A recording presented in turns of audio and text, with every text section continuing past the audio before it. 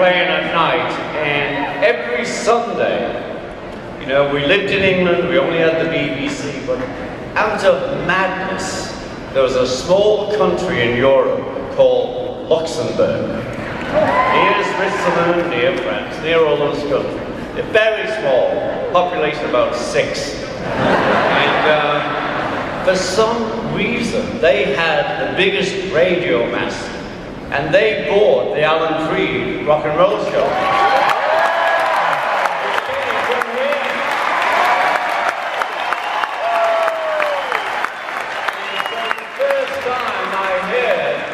Well, I have to backtrack, you know, around about 55, Bill Haley was my hero. He was like the first rock.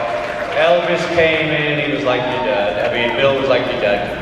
But anyway, I'm listening to this guy on a Sunday at 4 o'clock in the afternoon, and I hear Little Richard, first time ever. I hear Jerry Lee Lewis, who was here tonight. First time ever. I heard rock and roll music, because we weren't getting a lot of that stuff in England. And it came from this very small country. So 4 o'clock every Sunday, Roy and I would go to his house, we'd turn on the radio, and Alan Freed would introduce us to so many great records. You know, and the one incredible thing, because, you know, I was a teenager once, and he played Little Richard, and Little Richard said, "Shag on down to the Union Hall." It means nothing to you, to us. It's very meaningful. And we couldn't believe we could hear this guy, "Shag on down to the Union Hall." Now that seems a good place to go. And so that's, you know, my rock and roll. And also I came from a port, a lot of sailors came, you know, to Liverpool, from Liverpool, would bring music from New York, from all over America. They'd drink all the money, they'd sell the records. So I got, am I holding you? Anyway, I started collecting a lot of records, anyway, ended up in this rock and roll band. And, you know, with Rory and the Hurricanes, and we did go to Germany, and that's where I met, you know, the Beatles. I met Paul, John, God bless you, George, God bless you. And I came back to Liverpool, and there was a knock on my door that the drummer wasn't well, and would I sit in? Sure. Anyway, you know, I was living that life then. I was out the factory, and I didn't have to get up till noon. So that was good.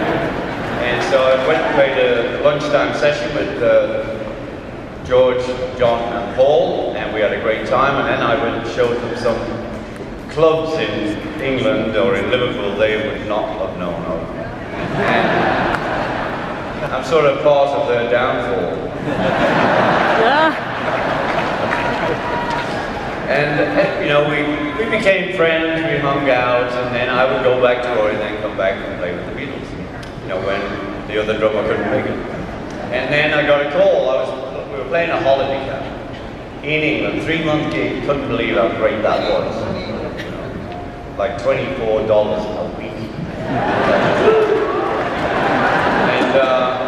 And I got a call from Brian Epstein, and he said, "Yeah, that's it for Brian."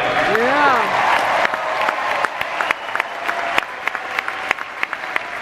And I got a call to say, would I join the group? This was Wednesday. Would I join the Beatles?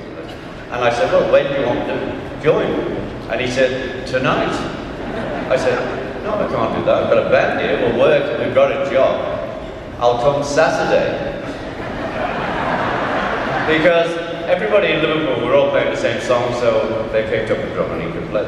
And that's when this journey started. It's been an incredible journey for me, you know, with these 3 guys who wrote these songs. We were talking just the other night.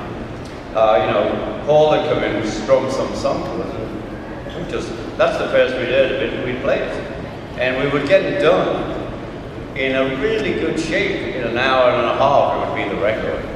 You know, we didn't spend a lot of time. And there was a lot of joy. And he's talking about the Beatles, you know, they were so big and so famous, but they shared rooms You know, every hotel, when we got in hotels, we're in the East Coast about it, we're in guest houses. But when we got to hotels, we always had 2 rooms. And it didn't matter who was with you, we were pals, we hung out. But I'm telling any band in the room, you really need to get to know your other players. That's you. And another tip I've got for all bands who are starting out, when you're in the band, was another tip. If you fart, oh no. Because it will cause hell. Because it'll be like, we don't own up, everyone's blaming everyone else. So, you know, we made a pact in the band. Okay, if we fart, we'll say it. Okay. And that's what we did, and that's how we get on so well. I want to tell you, it's been a beautiful night. I've been hanging out with a lot of musicians, don't usually do that.